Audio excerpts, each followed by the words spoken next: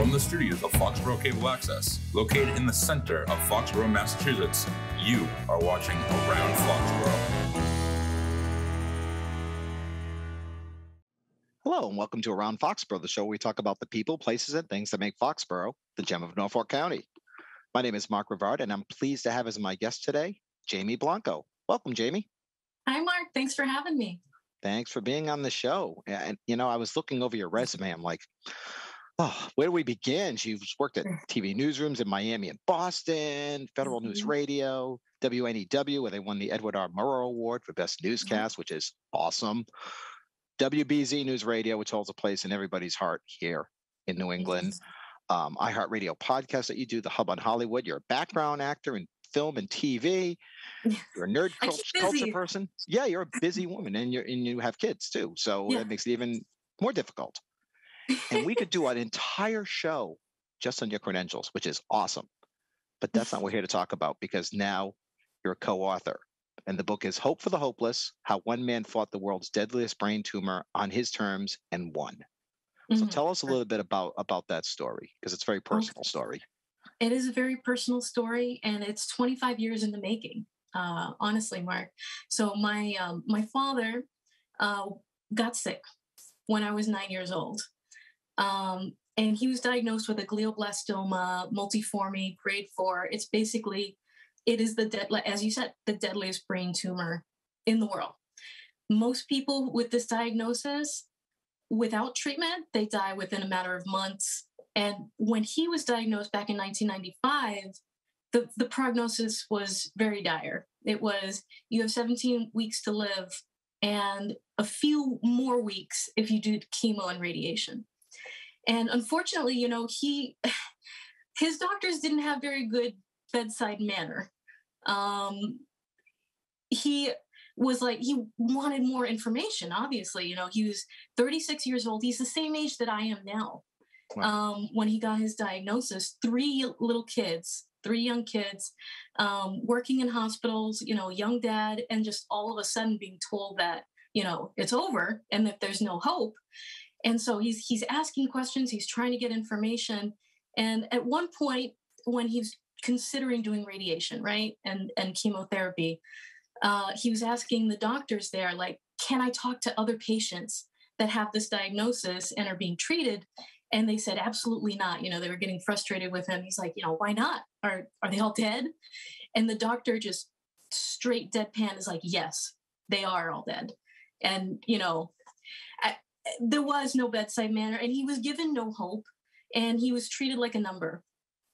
And basically the theme of this book, Hope for the Hopeless right here, is nobody has the right to tell you to go home and die. And also that you are your own best self-advocate. And there are ways that you can make your own story for the end of your life. And healing doesn't only come in the form of like toxic treatments like chemo and radiation. A lot of his journey was turning to the mind, body, and soul, addressing the mind, body, and soul. And he's like, okay, well, you've just told me that I'm going to die, that there's no hope for survival. Then I'm not going to do chemo. I'm not going to do radiation. And I'm going to put my healing in God's hands, essentially. So one of the biggest factors I think that led to his longevity was his deep faith. And I think that also plays into like the mental fortitude part. But anyways, to make a long story short, he was given 17 weeks to live. He decided to forge his own path, and he lived 8 years. 8 years with this tumor that normally it's back within a matter of weeks.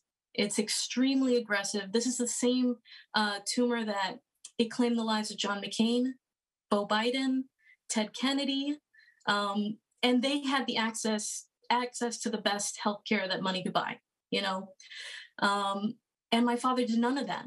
He did no chemo, no radiation, no clinical trials, but instead he took a holistic approach. He, first of all, radically altered his diet.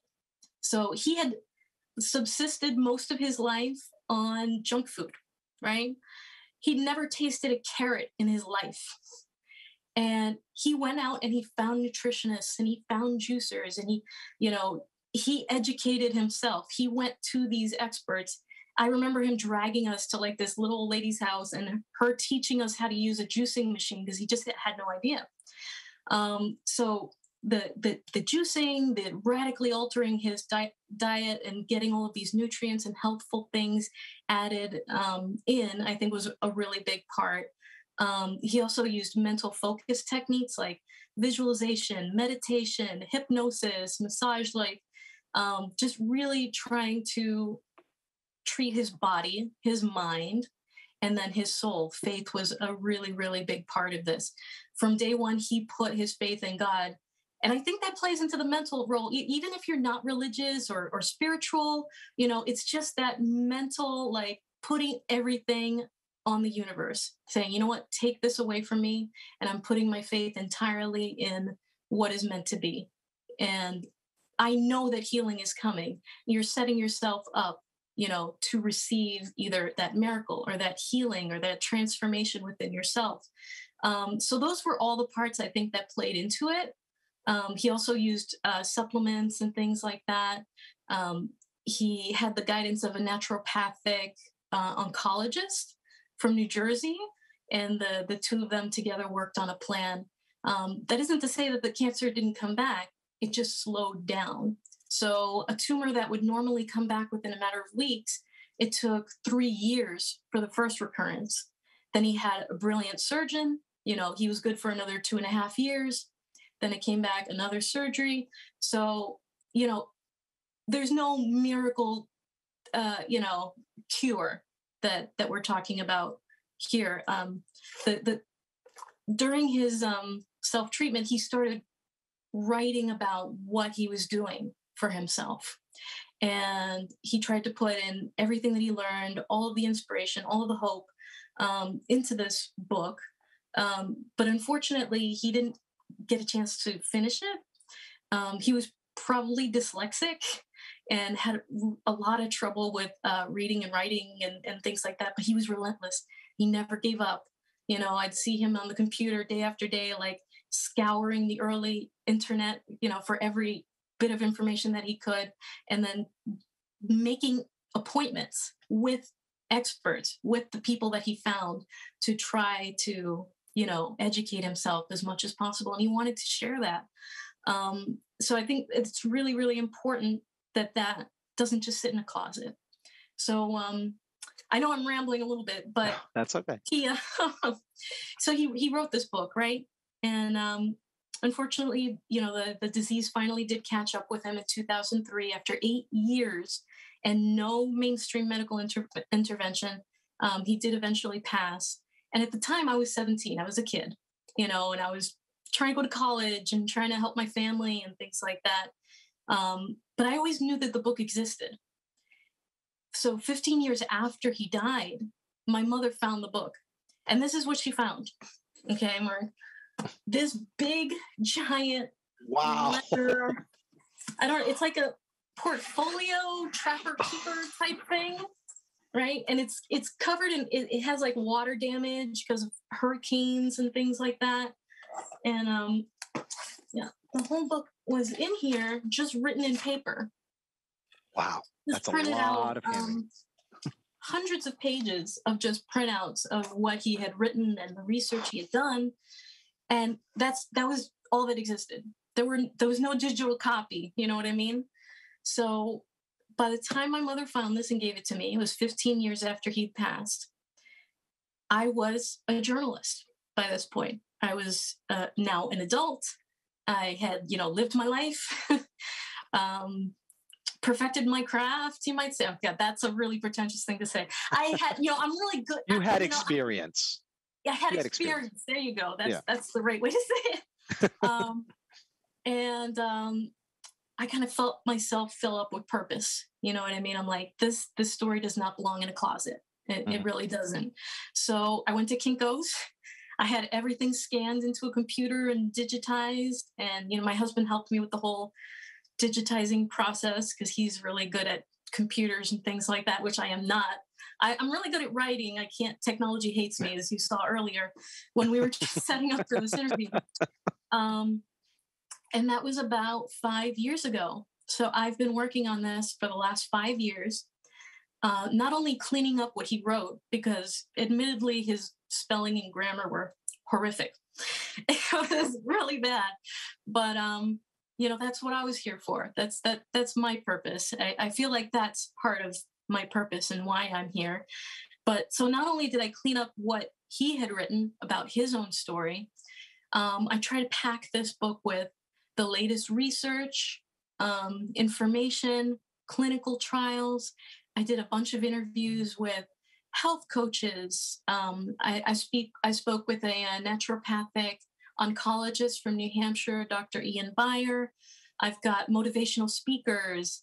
And I also got the opportunity to speak with international best-selling author Lorna Byrne. She's known as the Angel Lady, but she kind of walks me through the spiritual part of it too. So I try to address everything that I believe, all of the factors that I believe helped him in his longevity. And the goal being that I want to give people tools. I want to give people options. I want to give them hope and inspiration to not just go home and die. You know what I mean? Because it's still a problem today with GBM, with the glioblastoma in particular. So the life expectancy back then was 3 months. 20 years later, it's now 15 months. It hasn't gotten that much better. There are some promising, definite research and clinical trials that exist now, that there's a lot more hope in what they are developing at this point. So I make sure to include that, but at the time that my father was diagnosed, it was not. But now there is. So immunotherapy and immunotherapy vaccines and lots of really exciting things. So like I said, I wanted to provide the tools that people needed to help themselves and advocate for themselves. And I feel like that is in here, along with my father's story in his own words, kind of in the middle. It's like a hope sandwich, I call it. And I just wanted to make sure that his passion, his tenacity, his faith, and all of the good things that he embodied, and that he aspired to, exist out in the world and are doing what he intended, and not sitting in a closet. And so that's been my passion project for the last 5 years, and it's finally coming to fruition. It's going to be available for purchase on June 22nd on Amazon, BarnesandNoble.com, BookLogix.com, which is the publisher. I believe you can download it on iTunes. I think you can get a digital copy through Apple Books. That's right, Apple Books. And that's the story of the book right now. Great. It's amazing. The thing that gripped me the most was when he got no hope from the doctors. No kind of positive, reinforcement or anything. And really, when you think about it, the most important thing is to have the positive attitude. And your dad had the positive attitude, and he was making himself. He was basically too busy to die. He was working on this, working on the book, trying to get better holistically, spiritually. Yeah. And to say that, oh, well, you're going to be gone in 3 months. That's it. Bye. Have a nice day. Yeah. That's wrong. And then he proved them wrong, which makes it even a better story, that he actually got to live another 8 years, and you get to have your dad for another 8 years because he didn't give up. He didn't just crawl into bed and go. Yeah. And now you can share that with the world. I hope so. The goal being that, I'm trying to reach the people that this can help, who need these words, who need to know that story. And that's what we're going for. That's what he wanted, and that's what I want. And I hope that we can do that. But yeah, he writes in the book, he's like, I didn't have time to die. I didn't have time to die. He had 3 little kids. And he was a workaholic, up until that point. He was a respiratory therapist who worked in a number of hospitals in South Florida. So he was always a very busy guy, always a very passionate guy. God, he really loved like smartphones and videos and stuff like that, because he was very much into like video cameras and doing trick shots and stuff like that in movies. And that's where I get my passion for movies also. So I, I'm bringing him into the present. You know what I mean? And making sure that that lives on. It's a story that needs to be told, and people need to hear to give them some hope. That's the most important part right there. He left something like that. Not only did he leave great children, productive, happy children, but he also left this story, which is very important and can help a lot of people. I hope Don't so. give up hope. Don't give up hope. That's the whole thing. Yeah. No one has the right to tell you to go home and die. Yes. No one. There's always something that can be done. And you know what? Maybe you don't have all that much time left on earth. You can still die your way. You can still make your story your way. And you can feel better. You know what I mean? Like, there are so many, modern medicine is amazing. Modern medicine is amazing. There are many treatments out there that can help you get better. Unfortunately, a lot of those treatments, however, are very toxic and can do just as much damage. I spoke with a number of people who had parents who died because chemo fried their organs, or radiation fried their organs, or various other things. I just wish that there was a more holistic approach taken towards healing in general, because drugs are not always the answer. Drugs are bad. Sometimes drugs help, but this book encourages you to treat yourself, mind, body, and soul, to prime your immune system to help with the battle. And I always encourage, even if you want to go the natural route, say you want to go with like some naturopathic or natural treatments or whatever, have a professional help you. I'm not saying go out and do whatever the internet tells you.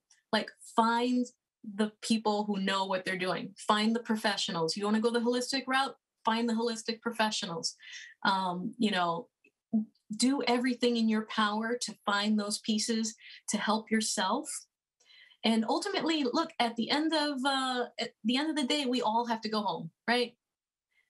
This life ends eventually.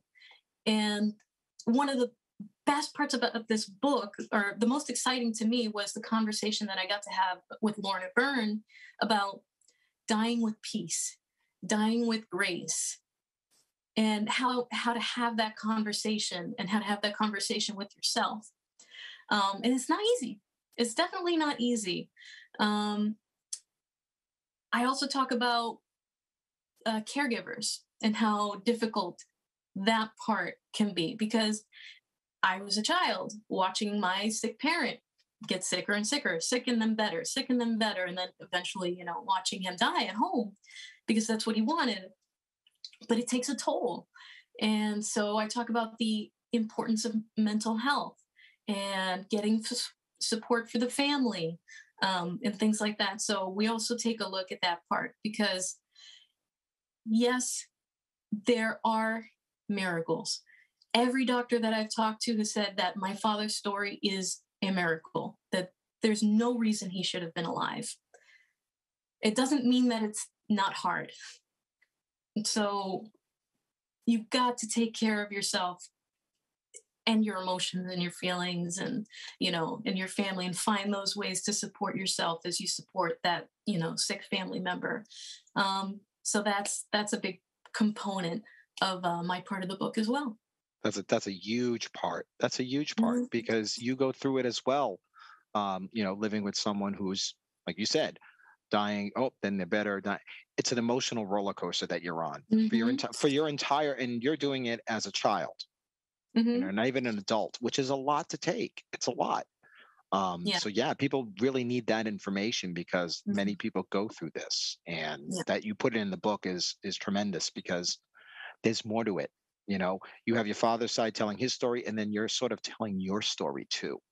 You went through. So And I feel like that was the biggest challenge of the book, was writing about myself. And I felt it was important, though, that I was a part of it. You know what I mean? That my voice was a part of it, that my perspective was a part of it. But that was really hard. It was really, really hard to do that. So I'm glad the writing part is over. And I hope that not only my father's story, but my story can also help people.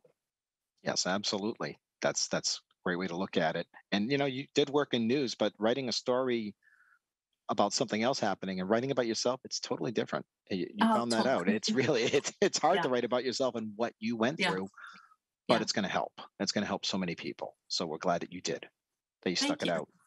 Thank you. It was a long process, 25 years or so of that. So it's 25 years since my father started writing this to now, when it's finally being published. He started writing this in 1997, 2 years after, or about a year and a half after he had been diagnosed, having already far exceeded his life expectancy. So that's when he decided, hey, I've got something going on here. I'm going to start writing about it. I'm going to start documenting what I'm doing and all of that. So 25 years. And I wish I could have tackled this earlier in my life, but you can't really look at it that way, I guess. I just hope that it goes out there and it helps some people. You know what I mean? It's meant to be. It was found at a certain time. You got it at a certain time. You did it at a certain time. Just think of it that way. Yeah. It was all meant to be. Like he basically had it found by your mom. Like he who knows, but it was meant to be. Mm-hmm. So just take it that. And now that it's out, and it's going to be out on June 22nd, people can read it and read it for themselves and find out what happened and what you went through and how he did it. It's an incredible story. It really is. Thank you. It really is. So once again, go ahead. You were gonna say something? Nope. I was just gonna say again. It's called "Hope for the Hopeless."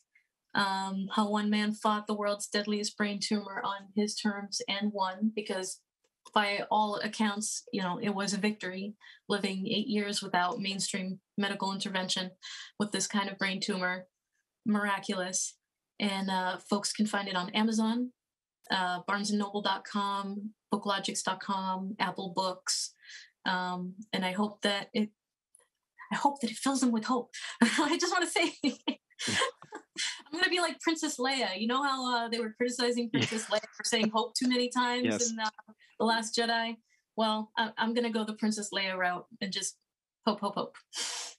By the way, just in case you didn't notice, Jamie has Chewbacca in the background, so Yeah, that's Chewbacca. Yes. We're all nerdy here, so. Yes, we are. Yes, we are. I spoke with a cancer survivor, keynote speaker. He's a best-selling author, also motivational speaker, Michael Veltri. And one of the things that we talked about was finding those things that are yours to help you get through, because he was a testicular cancer survivor and went through brutal chemo. And he talked about how he was a big Harry Potter hater, the worst Harry Potter hater. At which point I almost ditched the interview. I'm like, no, we can't talk. We can't back. But it was during his treatment that he's like, you know what? I'll read a book, see what it's about. And he got hooked big time. And he just, what's the word? He dove into that world and that helped him get through. Having those little bits of happiness, having the positive people around you, having the positive things, and having the good food, and having the team of people, both mainstream and holistic, and the friends and family, and surrounding yourself with all of those good things to give yourself the best fighting chance that you can. It's all positive reinforcement. That's the bottom line. Positive reinforcement, and as Princess Leia says, hope. That's right. Well, Jamie Blanco, thank you very much for being on the show today. I wish you success with the book, because, and I say that, wish you success in the book, yes. you're selling the book. But however, I wish you more success in getting this message out and helping other people like your dad for what he went through, and positive reinforcement and hope. Absolutely. And if anybody knows of anyone who this might be able to help, please share it with them. Yes, absolutely. Well, thank you once again, Jamie, for being on the show. All right. Thank you, Mark, for having me. And that'll do it for Around Foxborough. Have yourself a great day.